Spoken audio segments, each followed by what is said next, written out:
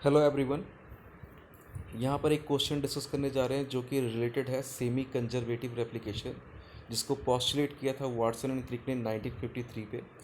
जब Watson and Crick 1953 में double helix को स्टडी कर रहे थे और प्रपोज कर चुके थे और लोगों ने एक्सेप्ट भी कर लिया था, तो वहाँ पे एक चीज़ वो प्रूफ नहीं कर पाए थे कि ये फॉर्म कैसे होगा, डीएनए फॉर्म कैसे होगा। तो उस चीज़ को प्रूव करने के लिए इन्होंने कहा कि डीएनए जो है सेमी कंजर्वेटिवली होगा। और सेमी कंजर्वेटिवली का मतलब होगा कि यहाँ पे जैसे ये एक दो स्ट्रैंड हम फॉर्म कर रहे हैं और ये हो गए दोनों स्ट्रैंड, क्या करेंगे हाइड्रोजन बॉन्ड की हेल्प से, किससे, हाइड्रोजन बॉन्ड की हेल्प से क्या करेंगे आपस में ज्वाइन होते हैं। तो ये ज्वाइन हो गए और हमारे पास डबल हेलिक्स फॉर्म हो गया। तो वाटसन क्रिक ने कहा कि यहाँ पे क्या होगा, जो डबल हेलिक्स फॉर्म होगा उसमें जो ये दो स्ट्रैंड हैं ये as a parental strand act करेंगे। क्या करेंगे, as a parental strand act करेंगे। और ये पैरेंटल स्ट्रैंड क्या करेंगे, आगे फर्दर डीएनए रेप्लिकेशन करके न्यू स्ट्रैंड सिंथेसाइज करेंगे, जिसमें क्या होगा, एक स्ट्रैंड यहाँ पे फॉर्म हो जाएगा और एक स्ट्रैंड यहाँ फॉर्म हो जाएगा। इस स्ट्रैंड के फॉर्म होने के साथ साथ क्या होगा, यहाँ पे इससे यहाँ पे हाइड्रोजन बॉन्डिंग हो गई, यहाँ पे हाइड्रोजन बॉन्डिंग हो गई और यहाँ भी हाइड्रोजन बॉन्ड हो गई। तो क्या होगा, यही चीज़ जो है, यही चीज़ कंटिन्यूस चलेगा और चलने के साथ साथ कंटिन्यूस चलेगा। और कंटिन्यूस चलने के साथ साथ होगा क्या, होगा ये कि यहाँ पे जो हमारा ये कंप्लीट हमारे पास दो डीएनए मिल जाएंगे। और दो डीएनए में होगा क्या, होगा ये कि हमारे पास ये हो जाएगा, फर्दर आगे मूव ऑन हो जाएगा यहाँ पे और फर्दर ये हो जाएगा। और इस तरह से हमारे पास डीएनए रेप्लिकेशन होके दो डीएनए मिल जाएंगे एक डीएनए से, जिसके अंदर एक पैरेंटल स्ट्रैंड होगा और दूसरा क्या होगा, एक न्यूली सिंथेसाइज स्ट्रैंड होगा और डबल हेलिक्स फॉर्म हो जाएगा।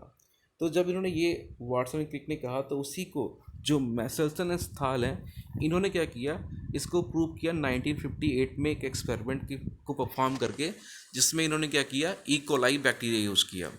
ठीक उसी पर ये एक बेस्ड क्वेश्चन है, जिसके अंदर उन्होंने क्या किया कि ई कोलाइस को ग्रो किया था, किसके अंदर, ई कोलाई को ग्रो कर दिया, एक मीडियम लिया, मीडियम था कौन सा, N15। ठीक, और फिर फर्दर ग्रो किया किसमें, N14 में ग्रो किया। क्लियर। अब N15 N14 है क्या, N15 जो है एक हैवी आइसोटोप है, रेडियोएक्टिव नहीं है, हैवी आइसोटोप है किसका, नाइट्रोजन का। और N14 जो है एलिमेंटल नाइट्रोजन है जो कि नॉर्मली हमें मिलती है। ठीक, इसको यूटिलाइज करके ई कोलाई ग्रो करना स्टार्ट किया और ई कोलाई को ग्रो किया तो नाइट्रोजन जो होता है, आपको पता है कि जो डीएनए है, डीएनए न्यूक्लियोटाइड से बना है। और डीएनए जो न्यूक्लियोटाइड बना है इसमें जो एडेनिन है, गुआनिन है, साइटोसिन है, ये सब बेस से बने हुए हैं। ठीक, सॉरी नाइट्रोजन से बने हुए हैं। क्लियर। तो इसी को यूटिलाइज करके इन्होंने ग्रो किया। ग्रो करने के बाद इनके पास डिफरेंट जनरेशन आती गई और जनरेशन जब आना स्टार्ट हुई तो इन्होंने क्या किया, इनको सेंट्रीफ्यूग करना स्टार्ट किया। और सेंट्रीफ्यूग करने के लिए याद होगा आपको कि इन्होंने यूज़ किया था सीजियम क्लोराइड।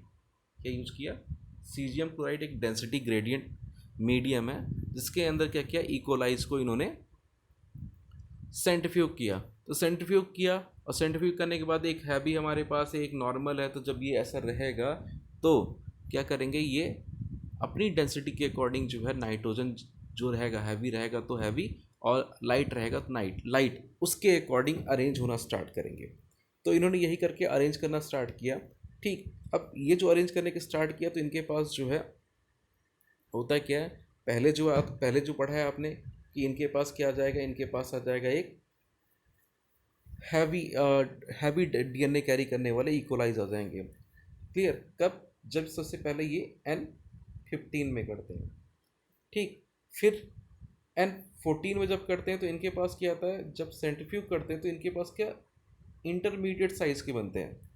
तो इन्होंने कहा इंटरमीडिएट इसलिए आ रहा है क्योंकि यहाँ पे क्या है, सेम चीज़ जो है सेमी कंजर्वेटिवली होने के कारण, कौन सा, सेमी कंजर्वेटिव होने के कारण क्या हुआ, एक स्टैंड पहले क्या था, दोनों N15 के हो गए, दोनों क्या हो गए, N15 के हो गए।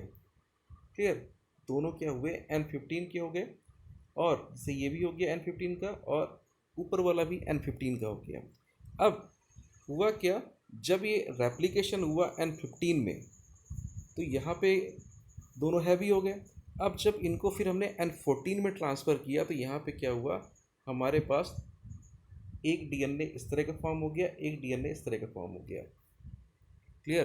तो दो डीएनए फॉर्म हुए। अब दो डीएनए जो फॉर्म हुए, तो जब इनको हमने इस वाले ई कोलाई को हमने किया और पहली जनरेशन हमारे पास आई, तो हमारे पास जो है हैवी की जगह नीचे सेटल होने की जगह सेंट्रीफ्यूगेशन में क्या हुआ, बीच में सेटल होना स्टार्ट हो गए, इंटरमीडिएट आना स्टार्ट हो गया। क्या आना स्टार्ट हुआ?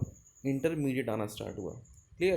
तो उसी इंटरमीडिएट के साथ साथ जब इन्होंने नेक्स्ट जनरेशन लिया, नेक्स्ट 20 मिनट और रखा, क्योंकि इकोलाई 20 मिनट में 1 से 2 होते हैं, तो नेक्स्ट 20 मिनट जब N14 में रख के देखा तो इनके पास क्या हुआ, इनके पास हुआ क्या, इनके पास अलग डेटा मिला। जब सेंट्रीफ्यूग किया तो सेंट्रीफ्यूग किया, देखा कि इनके पास दो डेटा मिल रहा है, एक इंटरमीडिएट का मिल रहा है और किसका मिल रहा है, दूसरा मिल रहा है इनको किसका, लाइट का। तो उस केस में क्या हो रहा है, उस केस में देखोगे आप जब बुक में देखोगे तो आपके पास डिफरेंट डिफरेंट हैं। एक सेगमेंट तो आपका ये फॉर्म होगा, इससे जो आपके पास यहाँ पे पेरेंटल गिवन है, ठीक, एक पेरेंटल आपका ये हो गया। क्लियर? उस पर क्या हुआ अब क्या होगा, यहाँ पे न्यूली स्ट्रैंड सिंथेसाइज होगा। क्लियर? एक ये हो गया, एक ये हो गया, ठीक, ये दोनों जो है पेरेंटल हो गया। अब जो यहाँ पे एक और फॉर्म होगा, एक ये फॉर्म होगा और दूसरा जो फॉर्म होगा ये होगा। क्लियर? और हमने N14 ही प्रोवाइड कर रहे हैं, तो यहाँ पे ये फॉर्म हो गया, ये फॉर्म हो गया। क्लियर? एक सेकेंड, ये फॉर्म हो गया। इससे आप देख रहे हो कि यहाँ पे क्या है, ये आपकी फर्स्ट जनरेशन थी, ये जो थी ये आपकी फर्स्ट जनरेशन थी, ठीक, और ये क्या है, सेकेंड जनरेशन है। तो फर्स्ट जनरेशन में क्या है आपके पास, देखोगे 2 की पावर n, 2 की पावर n है, ठीक, मतलब दो फॉर्म हुए और दोनों जो हैं इंटरमीडिएट फॉर्म हुए हैं। N15 भी कैरी कर रहे हैं और N14 कैरी कर रहे हैं। सेकेंड जनरेशन में देखोगे कि आपके पास 4 मिला है। क्या मिला है? 4 मिला है। और 4 में क्या हो रहा है कि जो है आपके पास दो ऐसे मिले हैं जो कि इंटरमीडिएट हैं, मतलब N15 N14 दोनों कैरी कर रहे हैं, ठीक, ये वाले यहाँ पे N14 15 दोनों प्रेजेंट है, यहाँ भी वही सीन है। और यहाँ पे क्या है, यहाँ पे ओनली N14 और N14 है। क्लियर? तो इस तरह क्या हुआ कि अगर रेशो निकालें हम, जो हमारे पास यहाँ मिला है, तो हम देखें कि हमारे पास 2:2 का रेशो आएगा। किसका आएगा? 2:2 का रेशो आ रहा है, 2:2 और 0 का, अकॉर्डिंग क्वेश्चन जाए तो, ठीक, क्वेश्चन पे नहीं जा रहे हैं अभी, सिर्फ ये देखें तो हमारे पास 2:2 रेशो का है। 2 अपने पास हाइब्रिड फॉर्म हुआ है इंटरमीडिएट, और 2 फॉर्म हुआ ये, तो हम कहेंगे कि हमारे पास ये रेशो 1:1 का आ गया, किसका, इंटरमीडिएट और उसके अकॉर्डिंग। क्लियर? ऐसे ही क्या होगा जब भी हम आगे बढ़ेंगे, तो जैसे ये आगे बढ़े हम एक बार, एक सेकेंड,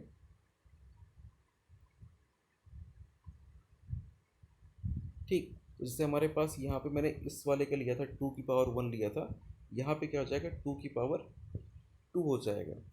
सेकेंड जनरेशन, थर्ड में जाएंगे, अगर थर्ड जनरेशन में जाते हैं तो थर्ड जनरेशन में क्या हो जाएगा, 2 की पावर 3 हो गया। 2 की पावर 3 का मतलब क्या कि यहाँ पे हमारे पास 2 2 4, 2 8 स्ट्रैंड मिलेगा। कितना मिलेगा? 8 मिलेगा। और 8 स्ट्रैंड मिलेंगे, 8 डबल हेलिक्स फॉर्म होंगे, तो यहाँ पे क्या हो जाएगा, ये तो यही रहेगा, पेरेंट वाला यही चलेगा। क्लियर? तो इसका मतलब क्या हो गया, हमारे पास 2 तो क्या फॉर्म होंगे, हाइब्रिड फॉर्म होंगे, ठीक, ये वाले, और 2 क्या होंगे, 2 हाइब्रिड फॉर्म होंगे, और 6 क्या रहेंगे हमारे पास, 6 हो जाएंगे कौन से, लाइट वेट वाले। इसके अकॉर्डिंग क्या हो गया, 1/3 हो गया। ठीक, तो ये कौन सा समझ में आ गया होगा कि क्या कह रहे हैं कि यहाँ पे ईच जनरेशन के बाद क्या होगा, चेंज आएगा, और चेंज जो रहेगा क्या रहेगा कि 2 की पावर इंक्रीज करती जाएगी जनरेशन के अकॉर्डिंग। अगर फर्स्ट जनरेशन है 2 की पावर 1, सेकेंड जनरेशन है 2 की पावर 3, और थर्ड जनरेशन या फोर्थ जनरेशन है तो क्या हो जाएगा, पावर बढ़ता चला जाएगा। क्लियर? और पावर, हर ईस्ट पावर में देखोगे आप कि आपके पास यहाँ पे 2 ही स्ट्रैंड फॉर्म होंगे हाइब्रिड वाले। क्लियर? क्योंकि फर्दर हम प्रोवाइड नहीं कर रहे, तो जो हमारे पास था वो ख़त्म नहीं हो जाएगा, वो पेरेंटल स्ट्रैंड चलता रहेगा। ठीक, जो इंक्रीज होंगे वो कौन से होंगे, N14 वाले, यही वाले इंक्रीज होंगे। क्लियर? तो जैसे अब क्वेश्चन पे अगर आ जाए हम, तो क्वेश्चन में क्या रखा है कि यहाँ पे if Meselson and Stahl experiment is continued for 6th generation, 6 generation के लिए चलता है, तो बैक्टीरिया में क्या होगा, बैक्टीरिया इकोलाई की बात कर रहे हैं, तो यहाँ पे जो रेशो आएगा, एक रेशो आएगा आपके पास, एक होगा एन 15-15 का, किसका?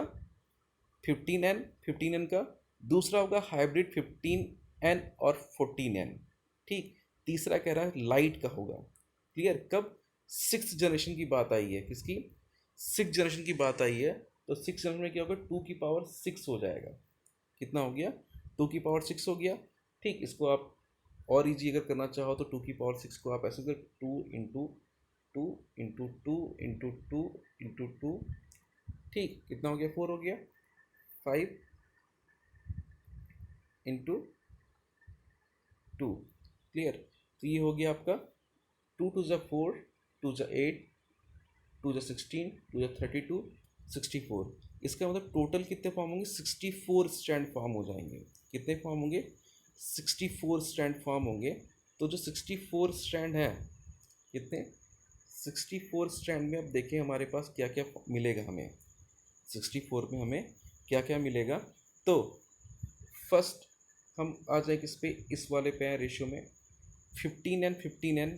तो ये फॉर्म ही नहीं होता, फर्स्ट जनरेशन से पहले रहेगा आपका।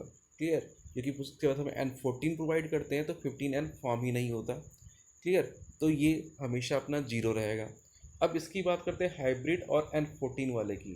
क्या कह रहे हैं? एक तो क्या रहेगा? n15। ठीक, दूसरा क्या रहेगा? n14 रहेगा। क्या रहेगा? n14 रहेगा, इसकी बात कर रहे हैं। उसके बाद तीसरा जो अपने पास रहेगा, दोनों लाइट चैन रहेंगे। मतलब ये दोनों में क्या रहेगा? एक सेकेंड, दोनों में क्या रहेगा? ये रहेगा n14 और n14। क्लियर? तो यहाँ पे क्या है? दोनों में n14 रहेगा, इस वाले केस में, इस वाले केस में हाइब्रिड रहेगा, और ये मिलेगा ही नहीं हमें। तो अगर हम 64 की बात करें तो हमने कहा ईच स्टैंड में ये कंटिन्यूस चलता रहेगा। ये वाला जो हमारे पास सेटअप है, ये सिर्फ दो ही मिलेंगे, चाहे हम सेकेंड जनरेशन की बात करें, थर्ड की बात करें, फोर्थ की बात करें, फिफ्थ की, या सो ऑन, कोई बात करते चले जाएं। क्लियर? तो ये दो ही रहेगा, लेकिन नंबर इसका इंक्रीज होगा। तो जब ये दो रहेगा तो हम अगर 64 हमारे पास फॉर्म होंगे 2 की पावर 6 करने पे, 6 जनरेशन पे, तो हम क्या करें? यहाँ से 2 माइनस कर दें। क्या कर दें? 2 माइनस कर दें। और 2 माइनस कर देंगे तो हम कहेंगे कि हमारे पास 62 स्टैंड कौन से फॉर्म होंगे? हमारे n14 वाले, लाइट वाले। मतलब ये जो फॉर्म होगा 62 फॉर्म होगा, और जो 2 होगा वो कौन सा होगा? ये होगा। क्लियर? ये वाला फॉर्म ही नहीं होगा। तो हमारे पास क्या रेशो जो बन के आता है, हमारे पास आता है क्या है? हमारे पास रेशो जो आएगा वो आ जाएगा कौन सा? हमारे पास रेशो आ जाएगा, क्वेश्चन के अकॉर्डिंग अगर हम जाएँ, इसके इसके इन तीनों के अकॉर्डिंग देखें तो हमारे पास ये जो रहेगा 0। क्लियर? फिर ये जो आएगा हमारे पास क्या आ गया? 2। क्लियर? और फिर ये जो हो जाएगा, कितना हो जाएगा हमारे पास? 62। क्लियर? अब इसका रेशो निकालें तो यहाँ रेशो में इजली आ जाएगा, ये 1 हो जाएगा। क्लियर? ये क्या हो गया? 1 हो गया। एक सेकेंड, ये क्या हो गया हमारा? 1 हो गया। ठीक, ये 1 हो गया, और ये क्या हो गया? 31। इसके अकॉर्डिंग हमारा रेशो क्या बन जाएगा? हमारा बन जाएगा 0, 1 और 31। तो इस क्वेश्चन में देखें कि यहाँ पे हमारे पास जो फोर्थ ऑप्शन है, वहाँ पे हमारे पास 0, 1 और 31 जो है देखने को मिल रहा है। तो इस क्वेश्चन में क्या होगा? हमारे पास ये राइट आंसर होगा। और यहाँ पे कोई कोई भी आपकी जो है आए जनरेशन, यहाँ पे 4 जनरेशन आए, 5 आए, 6 आए, कोई भी चेंज हो के आए, तो यहाँ पे बस इतना याद रखना है अपने को कि क्या फॉर्म होगा। हमेशा ये वाले स्टैंड दो ही फॉर्म होंगे, और ये जो है हमारा इंक्रीज करेगा, ये फॉर्म ही नहीं होगा। तो उसके अकॉर्डिंग बस क्या करना है? ध्यान क्या रखना है? ध्यान ये रखना है कि अपने को पहले इस पे फोकस करना है। इस पे फोकस करते क्या करेंगे? डायरेक्टली 6 आ गया, अगर 4th आ गया तो क्या कर देंगे? 4 आ गया। क्लियर? अब 4th में क्या हो जाएगा? 4 में अपने पास आ जाएगा 2 टू जा 4, 2 जा 8, 4 जा 32। तो टोटल कितना फॉर्म हो गया? 32 फॉर्म हो गया। टोटल फॉर्म हो गया 32। 32 में से हमें पता है कि हमेशा ये कितने फॉर्म होंगे? दो ही फॉर्म होंगे, तो हमने माइनस कर दिया। हमारे पास क्या हो गया, 30 ये वाले हो गए, एक सेकेंड, 30 ये वाले हो जाएंगे, 2 ये वाले हो जाएगा, ये जीरो रहेगा। तो अब यहाँ भी निकाल सकते हो आप, अगर 4 कर दे तो ये हो गया जीरो, ये हो गया 2, और ये कितना हो गया 30। क्लियर। अब इसको सॉल्व करोगे, सॉल्व करने के बाद क्या आ जाएगा, सॉल्व करने के बाद आपका आ जाएगा इजली, यहाँ पे आ जाएगा जीरो सेम रहेगा, ये 1 हो जाएगा, ये 15 आ जाएगा। क्लियर। तो बहुत ईजी है, बस आपको ध्यान का रखना है, ध्यान यहाँ का रखना है कि जनरेशन कौन सी दे रखी है, बस उसके अकॉर्डिंग आप रेशो ईजिली यहाँ पे फॉर्म कर सकते हो। क्लियर। तो यहीं पे कंक्लूड करते हैं। Thank you.